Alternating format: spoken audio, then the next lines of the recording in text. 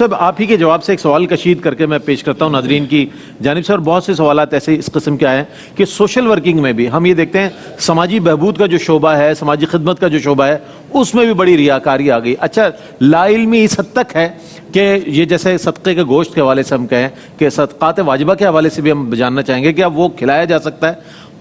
آپ کی رائے یا اس حوالے سے کیا ہو سکتی ہے کہ کیا اس کو علیحدہ سے مینشن نہ کیا جائے کہ جناب یہ خالصتاً صدقے کا ہے، ہمارے ہاں بے دریغ اس کو استعمال کیا جا رہا ہے؟ اور اس حوالے سے آپ کیا رہنمائی فرمائیں گے، چونکہ بہت سے لوگ لا علمی میں کھا رہے ہیں، تو یہ فرمائیے گا کہ جو دسترخوان لگے ہوئے ہیں اس پر جو بے احتیاطی ہو رہی اس انداز میں اور مفتیان دین کی رہنمائی کے بغیر، کیا فرمائیے گا؟ جی ہاں، یہ 2-3 دن پہلے بھی ڈسکس ہوا تھا. مسئلہ یہ ہے کہ اگر صدقات واجبہ ہیں، مثلا زکوٰۃ ہے، فطرہ ہے، روزوں کا فدیہ وغیرہ ہے، اگر یہ چیزیں شرعی فقیر کو مالک بنائے بغیر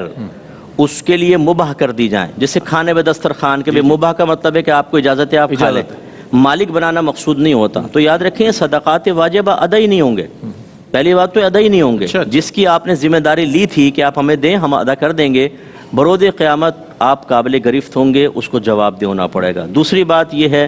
کہ جو کھا رہے ہوتے ہیں ان کو تو نہیں پتہ ہوتا کس قسم کا کھانا ہے، وہ سمجھتے ہیں کہ غریبوں کے لیے. یہی ہے مفتی صاحب، ان میں سید بھی ہوتے ہیں، ان میں شرعی فقیر جو غنی جس کو کہتے ہیں وہ بھی ہوتے ہیں، جو غیر محتاج ہے وہ بھی آ کر بیٹھ جاتے ہیں، اور ان کے لیے وہ کھانا یقینی سی بات ہے کہ جائز نہیں اچھے ہوتا. بھلے لوگ گاڑیوں سے اتر کر 10 روپے یا 15 روپے انہوں نے جمع کرایا، کھانا کھا لیا، تو یہ جو اس غریب کا بھی حق مارا جا رہا ہے، اور دوسری صورت میں وہ بھی بالکل یہ غریب کا حق مارا جا رہا ہے. اور جو بے احتیاطیاں کی جا رہی ہیں یہ بالکل اس کو حرام اور گناہ کبیرہ میں استعمال کیا جائے گا، اس کے لیے لفظ استعمال کیا جائے گا،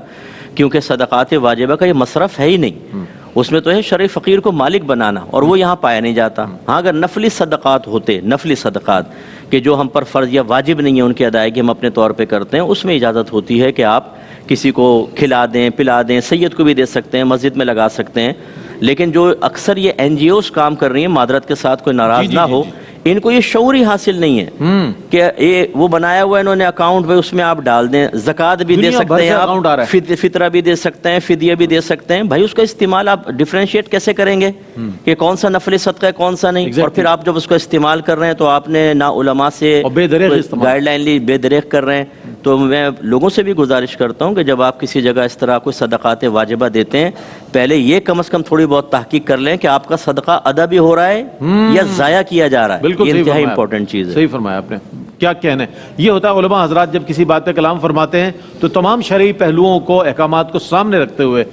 کیا جاتا ہے، ورنہ تو جو صورتحال ہمارے سامنے ہے واقعتاً اس سے ذہنوں میں سوال ابھرتا ہے کہ یہ کیسے ممکن ہے، چونکہ دینے والا دنیا بھر سے جو ڈونر ہے وہ تو اپنی زکوٰۃ اور خیرات اور صدقات دے